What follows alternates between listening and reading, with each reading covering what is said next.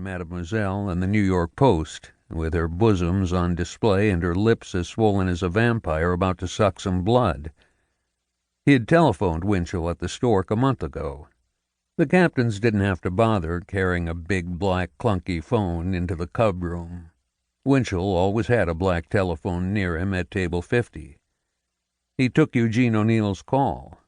The playwright said that Walter Winchell was turning his daughter into a whore, and that she would be much better off studying to be a nurse or getting a job in an airplane factory after she graduated from high school, or perhaps she could be the first lady announcer at Ebbets Field and dance with Leo DeRocher when the Dodgers went to bed. "Gene," Winchell said, growing familiar with the playwright, "do you know how many soldiers and sailors populate the Stork every night? It's a regular serviceman's paradise.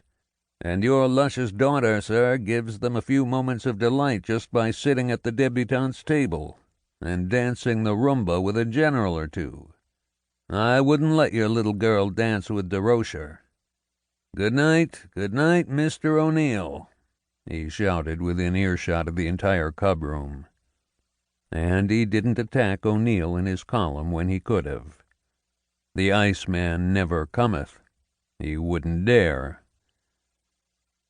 FDR also telephoned him at the club. The boss might want some political favor, and Winchell was prepared to deliver at any cost. But he didn't like his debutante coveting an empty chair at table 50. It unnerved him. He'd made the Stork and could unmake it if he moved to another club, just as he could strip Una of whatever polish he thought she had as the club's debutante of the year. And then this lanky boy sat down next to Una, with big ears and olive skin and a gypsy's dark eyes. "A tall yid," Winchell muttered. He himself was a yid who never got beyond the 6th grade. "Una, darling, where did you find this squirt?" He didn't wait for an answer, never did. He stared at Mr. B. "Sherm, how did Big Ears get through the gold chain? Did he fly into the cub room like Dumbo?" "He's on Una's guest list," Mr. B. said, having to pay court to Winchell at his own club. "He's still a squirt." "He is not," Una said, her shoulders bristling.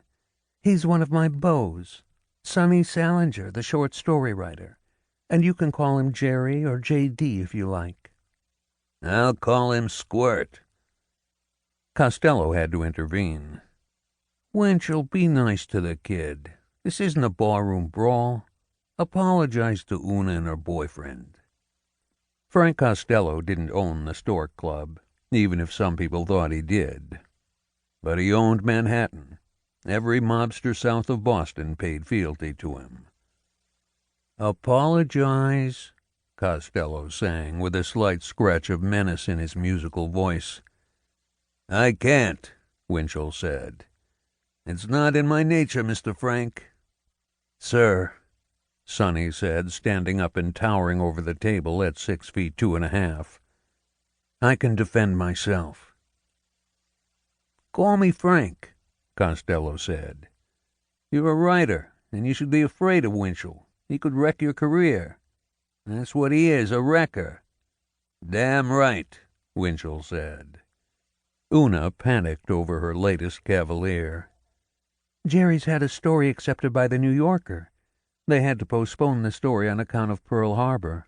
They couldn't publish a Christmas story after Pearl. He's been in Esquire and—" "We don't need a list of Sonny's accomplishments, sweetheart," Costello said. "He's welcome at the table. He'll be our guest of honor." Winchell brooded for a moment. "Hey, Sonny," he said from under his elbow. "Who would you like to meet?" Sonny wasn't shy about his own worth as a writer. He'd told Una how much he despised the Stork Club and all its glitter. The famous were like lapdogs waiting to lick and be licked. But he still grabbed at a chance to enter the lion's den. It was a writer's privilege, his education, his descent into the dirt. He recognized Hemingway a few tables behind him, with that rugged handsomeness. This wasn't the